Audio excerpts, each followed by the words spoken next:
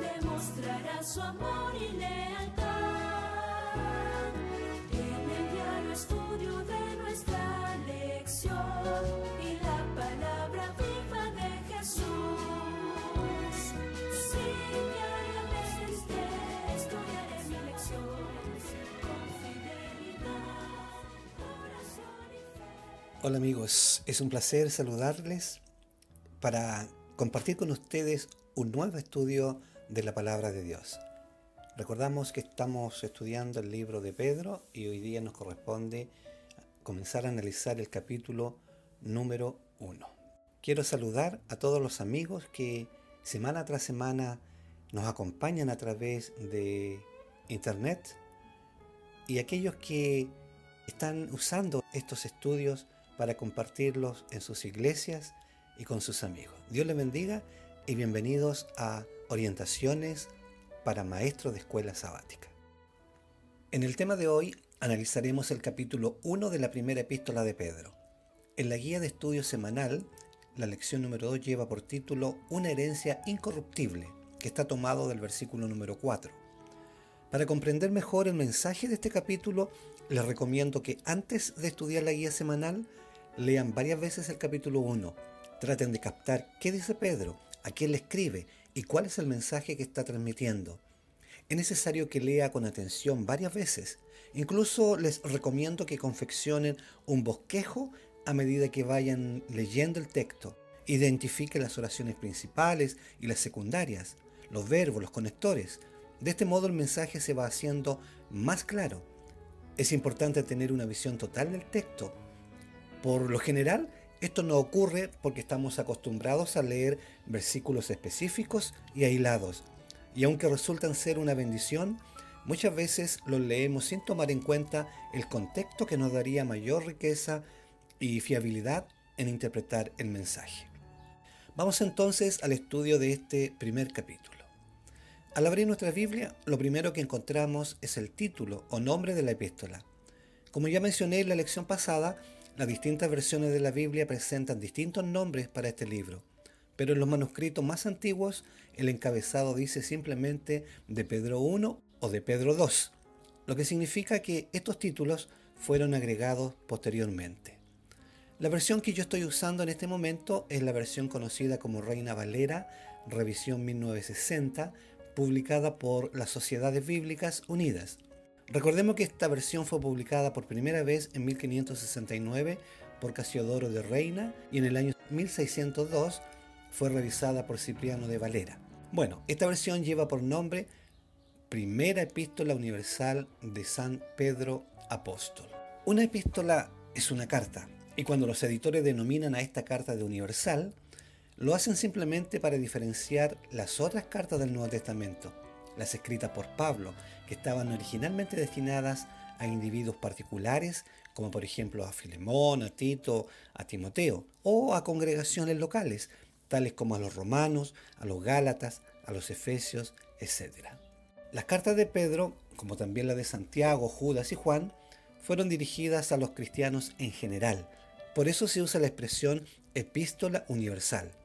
Cabe señalar, sin embargo, que las otras epístolas, aunque fueron dirigidas en primera instancia a individuos y congregaciones específicas, también son universales, es decir, para todos, porque fueron escritas bajo la dirección del Espíritu Santo con un mensaje especial para cada uno de nosotros. También es importante señalar que la frase San Pedro, de la misma forma, no aparece en el texto original griego. Como toda carta de la época, comienza con un saludo, donde se identifica el remitente y el destinatario, y luego del mensaje concluye con los saludos finales. Según la división que se ha hecho de este capítulo, que tampoco está en el texto original, pues la división de capítulos comienza a aparecer en el siglo XIII y la de los versículos en el siglo XVI, tiene tres partes. Número 1, la llamada salutación, que abarca los dos primeros versículos. Número 2, la perícopa que abarca desde el versículo 3 al 12 y que lleva el subtítulo Una esperanza viva, en la revisión Reina Valera. Y los versículos 3 al 25, incluso los versículos 1 al 3 del capítulo 2, bajo el subtítulo Llamamiento a una vida santa. Aunque no todas las versiones llevan estos mismos subtítulos, la división está bien hecha, porque efectivamente el capítulo lo podemos dividir en 3 secciones bien definidas. La primera parte abarca los versículos 1 y 2. En estos versículos encontramos la identificación y el saludo inicial del escritor, sus destinatarios, es decir, a quién fue escrita y el lugar hacia donde se escribió la epístola. El versículo 1 dice que el que envía el mensaje es Pedro, apóstol de Jesucristo. Este Pedro es el discípulo de Jesús que se llamaba Simón, según Juan 1:42, a quien en su primer encuentro con Jesús, este le cambió su nombre a Cefas, un nombre arameo, cuya traducción griega es Pedro. Y la palabra Pedro viene del vocablo griego Petros, que significa piedra o canto rodado, es decir, una piedrita. ¿Cómo podemos saber que este Pedro es realmente el discípulo de Jesús y no otro? Aunque algunos han cuestionado que el que escribió fue el discípulo de Jesús, hay evidencias internas y externas que prueban que sí. Como por ejemplo, en este mismo texto, el que escribe se identifica como apóstol de Jesucristo. Y aunque posiblemente muchas personas en esa época usaban el nombre Pedro, en los evangelios encontramos solamente a uno de los discípulos que tenía ese nombre. Además, el estilo de contenidos de esta epístola se asemeja con los discursos de Pedro registrados en el libro de Hechos de los Apóstoles. Y por otra parte, personajes renombrados de la iglesia primitiva, tales como Irineo, Tertuliano y Clemente de Alejandría, dieron por sentado que el apóstol Pedro es el autor de la carta que es materia de nuestro estudio. La palabra apóstol viene del griego apóstolos, que significa enviado. Y es que a Pedro y los otros discípulos fueron enviados por Jesús a predicar el evangelio por todo el mundo.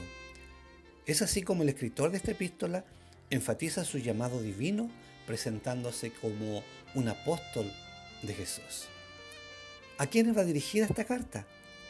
El mismo versículo 1 dice que va dirigida a los expatriados de la dispersión.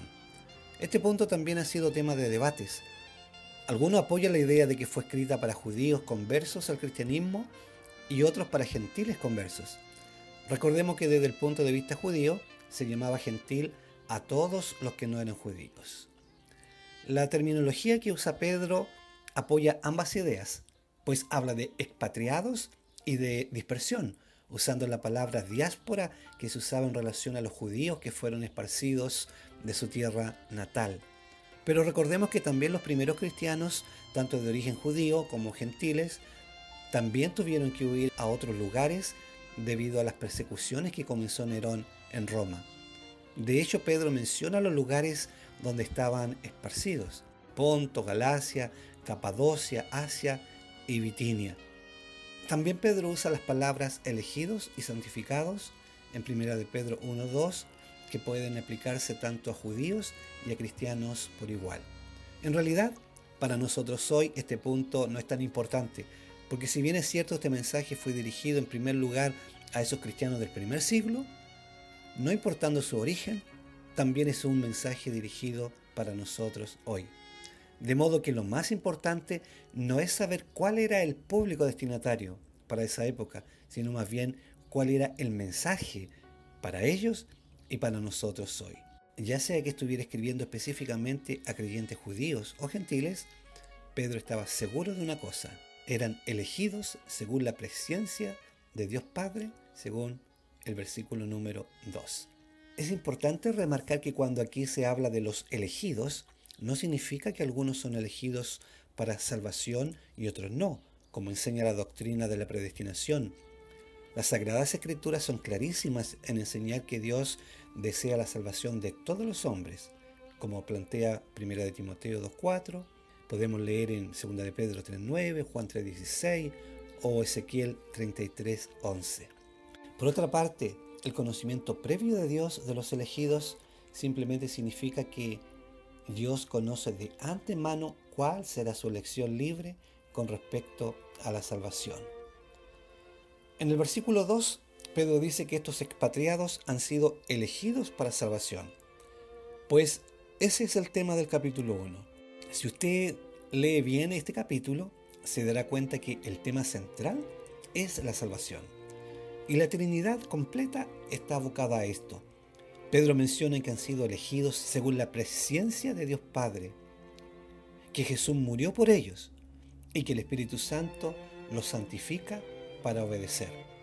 Textualmente leemos, elegidos según la presciencia de Dios Padre, en santificación del Espíritu, para obedecer y ser rociados con la sangre de Jesucristo. Versículo número 2. Noten que aquí Pedro está haciendo teología profunda. Habla de la Trinidad, de la salvación, de la muerte de Jesús, de la obra del Espíritu Santo y de otros tantos temas que son, teológicamente hablando, muy profundos. Bueno, y a estos expatriados, exiliados y perseguidos, sin embargo, elegidos para la salvación por el precio pagado por Jesús, según nos dicen los versículos 18 y 19, Pedro les desea la gracia y la paz. La gracia que viene de Dios, según Efesios 2:8, y la paz que viene de Jesús, según varios versículos, tales como Juan 14:27 o Juan 16:33. La segunda parte de nuestro estudio abarca los versículos 3 al 12 y constituye el mensaje principal de este capítulo. Como ya mencioné, el tema central de este capítulo y de toda la Biblia es la salvación. Y obviamente cuando se habla de salvación, siempre podemos visualizar la acción de la Trinidad en pleno. Es por eso que desde ya, en el versículo 2, se menciona al Padre, al Hijo y al Espíritu Santo. Y los versículos 3 al 9 nos presentan la obra del Padre y del Hijo. Entre tanto, en los versículos 10 al 12, la del Espíritu Santo. Pero todo gira en torno a la salvación. Y Pedro la denomina, según el versículo 3, una esperanza viva. El texto dice que Dios nos hizo renacer para una esperanza viva. Bendito el Dios y Padre de nuestro Señor Jesucristo, que según su grande misericordia nos hizo renacer para una esperanza viva, por la resurrección de Jesucristo de los muertos. Sí, porque estábamos muertos en el pecado, y por el sacrificio de Cristo hemos vuelto a revivir para una esperanza viva. El texto dice que lo que nos da esta esperanza es la resurrección de Jesús. Sí, porque Jesús murió y resucitó. El versículo 4 agrega que hemos renacido para recibir una herencia que tiene características extraordinarias, que es otra manera de expresar el concepto de la salvación. Esta herencia es incorruptible, es decir, no se corrompe, no se deteriora, es eterna, es incontaminada, inmarcesible, es decir, no se marchita, no acaba. Y esta está reservada en los cielos. Qué hermoso es esto, amigos. Usted tiene una herencia reservada en el cielo. Siempre las reservas tienen un nombre específico y nadie lo puede ocupar. Si usted reserva la habitación de un hotel, un pasaje de avión o cualquier otra cosa, ahí está esperando por usted. Nadie puede usar esa reserva sino solo el que la reservó. Tenemos una reserva en el cielo y el precio fue pagado por nuestro Salvador.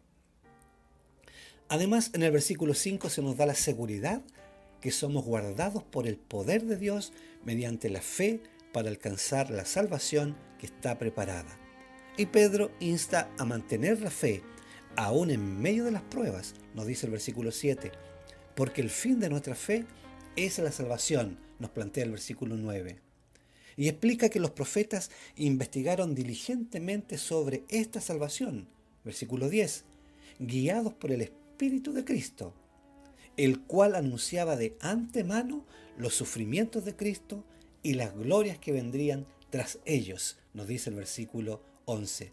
Y agrega que este misterio de la salvación son cosas que anhelan mirar los ángeles, en el versículo número 12. La expresión el cual anunciaba de antemano los sufrimientos de Cristo se refiere al sacrificio de Cristo y a su resurrección que nos permite la salvación. Y la frase y las glorias que vendrían tras ellos se refiere a esa herencia incorruptible que tenemos reservada. De esto trata la esperanza viva a la que se refiere el versículo 3. Y en virtud de esta esperanza es que el apóstol invita a regocijarse, pese a las pruebas que aquellos cristianos estaban padeciendo y las que podemos sufrir nosotros hoy. El versículo 6 dice, en lo cual vosotros os alegráis, aunque ahora por un poco de tiempo, si es necesario, tengáis que ser afligidos en diversas pruebas. Versículo 6. Con estas maravillosas promesas, Pedro está intentando ayudar a sus lectores a mantenerse fieles a la verdad, incluso en medio de las pruebas. Entonces, como resultado de lo anterior, Pedro pasa al tercer punto de este primer capítulo. Esta sección abarca los versículos 13 al 25 y comienza con las palabras por tanto. En otras palabras, Pedro está diciendo, como resultado de la gracia de Dios y la esperanza viva de la salvación en Jesús, se espera de los cristianos ciertos comportamientos básicos, y lo expresa de esta manera. Por tanto, ceñid los lomos de vuestro entendimiento, sed sobrios y esperad por completo en la gracia que se os traerá cuando Jesucristo sea manifestado. Versículo 13. Y luego entonces presenta una lista de virtudes que como hijos de Dios debemos desarrollar. Se nos invita en primer lugar a ceñir los lomos del entendimiento, a ser sobrios, a esperar por completo en la gracia, a vivir como hijos obedientes, a no conformarnos a los deseos que teníamos antes de la conversión, a llevar una vida santa, a vivir en temor durante nuestra peregrinación en este mundo, a purificar nuestras almas, a obedecer la verdad, a tener amor fraternal no fingido, a amarnos con corazón puro y a renacer por la palabra de Dios. De esta manera Pedro enfatiza que se espera de los cristianos cierto nivel de comportamiento como una consecuencia de su salvación y señala como motivadores tres aspectos. Número 1, el carácter de Dios, según Pedro capítulo 1, versículos 15 y 16. Número 2, el juicio venidero en el versículo 17. Y número 3, el costo de la redención, presentada ahí entre los versículos 17 y 21. En relación con el carácter de Dios, dice, Dios es santo, y los que siguen a Jesús también deben ser santos. Una segunda motivación para el comportamiento cristiano se halla en el reconocimiento de que Dios, que es santo, juzgará a todos imparcialmente según las obras de cada uno. Y una tercera motivación surge de la gran verdad de que los cristianos hemos sido redimidos. Los versículos 18 y 19 explican que hemos sido comprados por un alto precio, la sangre preciosa de Jesús. Finalmente, Pedro explica que los cristianos han de actuar con amor de hermano y hermana, y con un amor de corazón puro. La palabra griega utilizada en 1 de Pedro 1:22 cuando habla acerca del amor fraternal es Filadelfia, que significa literalmente amor de hermanos.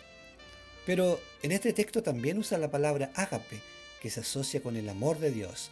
Dice, amaos unos a otros entrañablemente de corazón puro.